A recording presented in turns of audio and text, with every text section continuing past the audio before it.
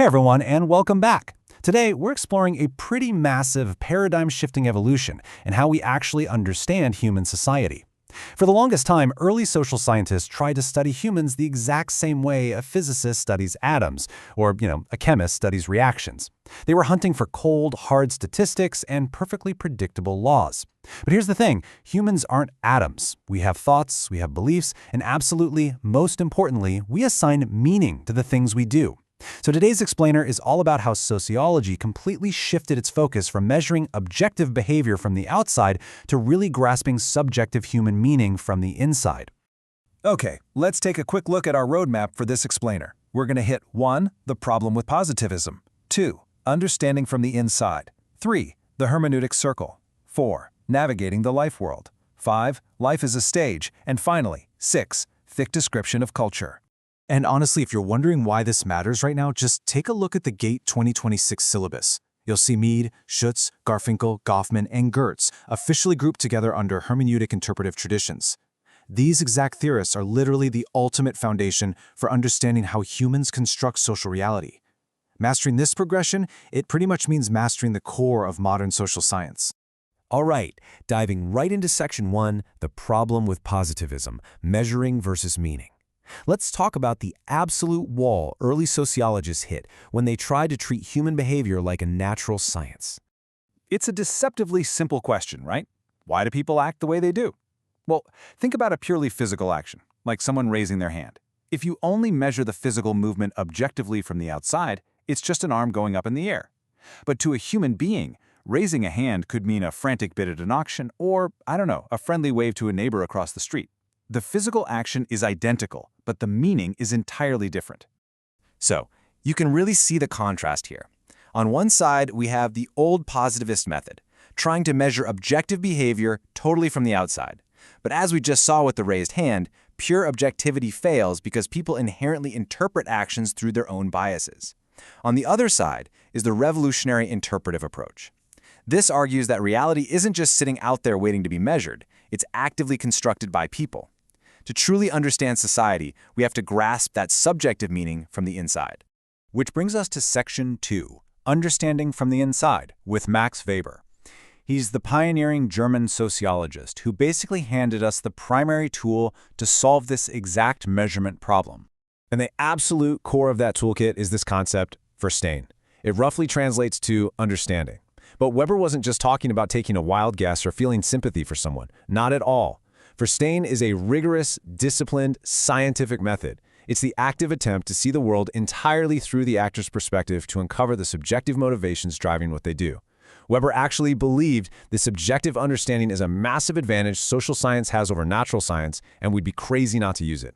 To make this actually systematic, Weber gave us these 4 ideal types of social action to help categorize human motivation. First is instrumentally rational. That's calculating the absolute most efficient means to a goal, like studying specifically to land a job.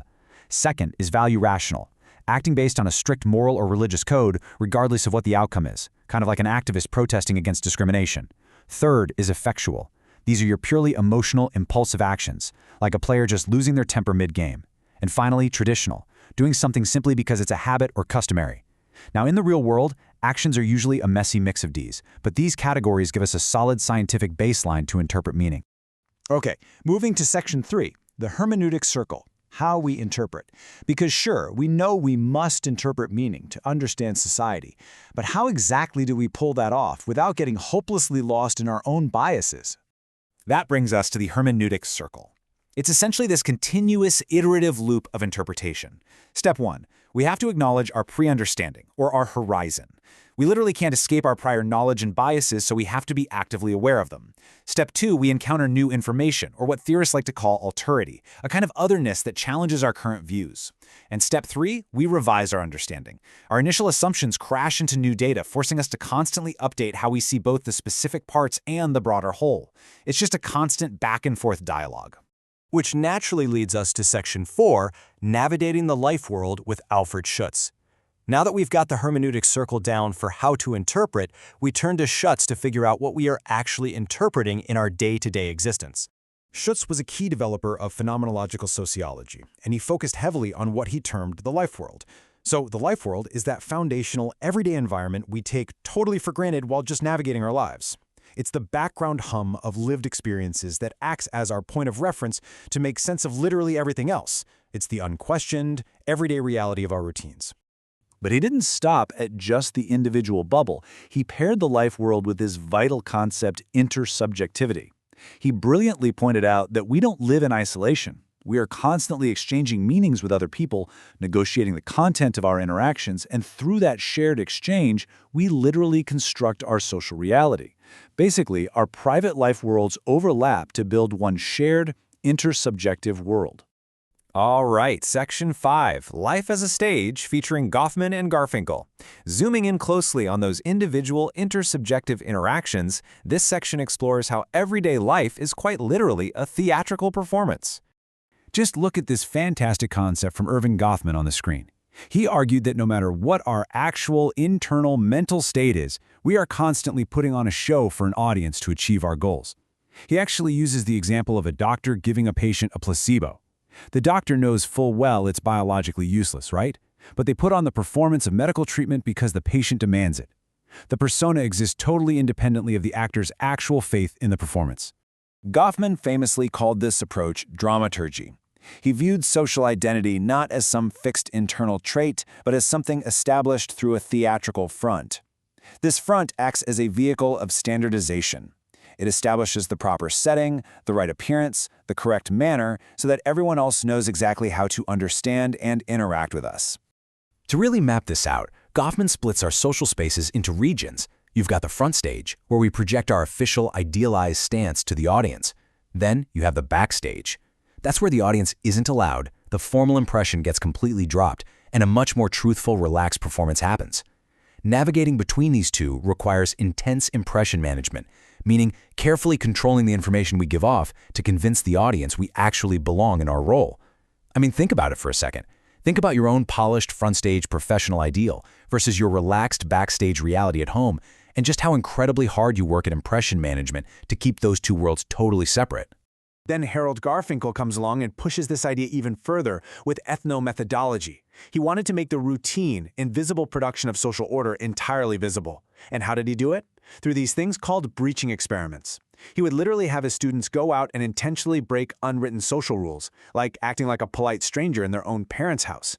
These weren't just weird pranks, they were critical probes designed to expose the invisible, underlying rules that keep Goffman's whole social stage functioning smoothly.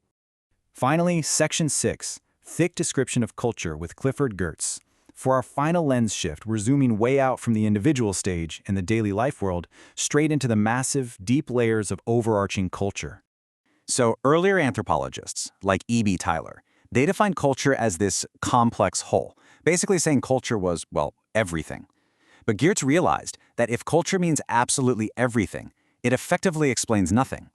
He aimed to cut the whole concept of culture down to size. He advocated for a narrowed, highly specialized interpretive theory focused specifically on decoding layered meanings. He called this thick description. It's not just passively documenting what people do, it's thoroughly interpreting the rich, layered context of why they do it. Just look at this totally exhausting list compiled by Clyde Kluckhohn. It completely captures the exact conceptual morass Geertz was fighting against. I mean, look at this attempt to define culture. It's a total way of life, a social legacy, a way of feeling, a storehouse of learning, an abstraction from behavior. It just goes on and on. This absolute potpourri of definitions proves exactly why the field desperately needed Geertz's focused, interpretive approach to slice through the noise and focus squarely on deciphering meaning. And that brings us to the end of today's explainer. But before we wrap up, I want to leave you with a final provocative thought. We've seen how Weber, Schutz, Goffman, and Geertz all demand that we interpret the subjective meanings behind human actions. But here's the catch. If we have to step inside the actor's perspective, how do we actually avoid projecting our own deeply ingrained cultural assumptions onto the very people we're trying to study? I challenge you to apply the hermeneutic circle to yourself today. What is your own horizon of pre-understanding? And how is it secretly shaping the way you interpret the social world around you? Keep questioning, keep revising, and keep learning.